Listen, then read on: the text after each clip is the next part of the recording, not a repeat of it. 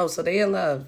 Real cute. We're up to episode 5 of Abbott Elementary, and it was just the type of comedy that I needed. The lesson was oddly on time and appropriate considering everything that's happening with the election this week. So let's get into it. And spoilers if you aren't up to date. Don't worry, we'll talk about my hair another time.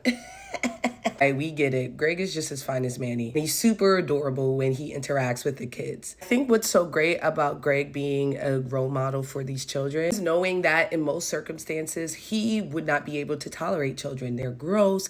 They don't like rules. You're training them to be people. Somehow it works, and it's clear that he really cares about his students. This blossoming relationship between him and Tariq is adorable. I loved when he was leaving and they exchanged like, all right now. It reminded me of that scene in Sorry to Bother You where they're complimenting each other very aggressively. But even though the alrights got aggressive at one point, it ended with them laughing, knowing that like they're joking. But Greg declining 6 different flavors of Capri Sun as a pregame is nasty work. And I thought him saying, "Why won't you let me in?" was very appropriate. The second I saw this man, I wondered why ABC didn't spring to give him a haircut. Should have trusted the team. I know they know black people. And it's hard to zoom in without it pixelating, but oh my gosh, look at him. The man's too fine to be walking around like this. Anyone who knows a black man knows that there is a cosmic force behind a fresh cut, which is why barbers get away with doing whatever they want. Adding in this detail of black people lore was just amazing. Darnell's a deadbeat, and that's why he was so insecure about his son making connection with anyone else. And the baby mom was exploiting that insecurity to get him to step up. But I don't think it worked. Darnell said, "I'll see you at report card pickup," meaning that he didn't plan on picking up his son from school anytime soon. I am so glad nobody humored Melissa when she was being ridiculous. I get it. People from the hood do not trust doctors. But then you can't let pride get in the way of you asking for help. Just in case you didn't know, this is an Ava Stan account. This scene with Mr. Johnson where they're rapping and having fun was so cute because these two are the coolest people on staff. Do y'all remember when Ava wasted school funds on an awning that had her name on it? Now we're seeing Ava using that same resourcefulness to help the staff and the children at the school. That deal with the golf course, she could have asked for money for herself, and Ava season 1 would have. But now she's using it for Keurigs because everybody wants fresh coffee. Like, come on, let's be real. That is the character development I want to see. That being said, Barbara needs to be taken to the principal office. Love Cheryl, okay? The actress is incredible and I love her story and I will never besmirch her name. But Barbara is raggedy. If I didn't hear that she swung on Darnell at the end of the episode, I would have written her off. I just know we would have butt heads like if we worked together. I'm not quite sure if she actually forgot that she owed Janine money because $5 is insignificant. I may have forgotten that I owed someone that much. That doesn't seem like Barbara. I feel like she just writes off any kind gesture that Janine does for her. Now, some of this is Janine's fault. She doesn't set up boundaries. Honestly, I don't even like that she's borrowing money from Janine when she knows Janine is super poor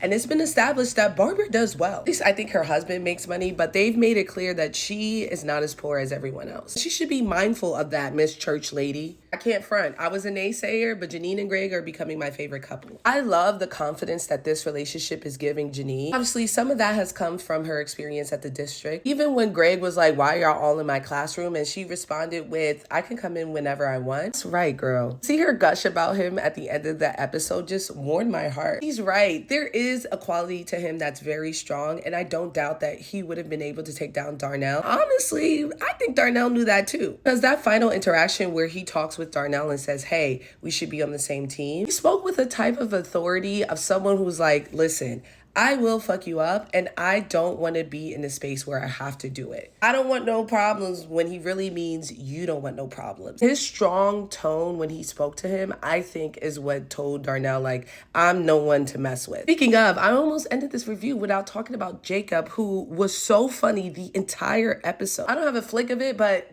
Jacob is a sneakerhead. Always has on like vintage Jordans or like crisp Air Force Ones. Which made this outfit seem all the more ridiculous. Jacob, what are you wearing? And that small detail about him reminds us that Jacob is from Philly. But the line where he tells Melissa, "I heard you peel yourself off the couch this morning." The way he walked in that fight with the like LASIK eye surgery glasses and called out Greg for homophobia. How did he think that would work? Or even when he was talking to Greg and was like, "We need to protect those cheekbones." Because honestly, that's a priority. Just made made me fall in love with his character so much more. What I love about Jacob and Melissa as well is that these are white people in Black spaces. They occupy that space in a way that's authentically themselves. They don't put on Black sense, they don't try to change, and they try their best to check any biases that they may have from, not growing up Black. And I appreciate both of them for them and the way these characters are written. Finally, I have to shout out that they are mentioning this golf course every single episode in some capacity. In this one, we hear Darnell talk about parking, and he makes a joke about how the new housing won't be for the residents of Philly. Like I mentioned before, this is something that's actually happening in Philadelphia right now. There is a golf course that is going to gentrify Philadelphia and push out all of these native residents. And I'm glad that they're putting attention on it, and I'm not sure if there's something we can do. In the context of the show, I love that they continuously remind us of the big bad, even when there's minor conflict amongst everyone else. Yeah, this episode slapped. 4.5 out of 5 Frankie Flames. I just can't give it a 5 after the ringworm episode.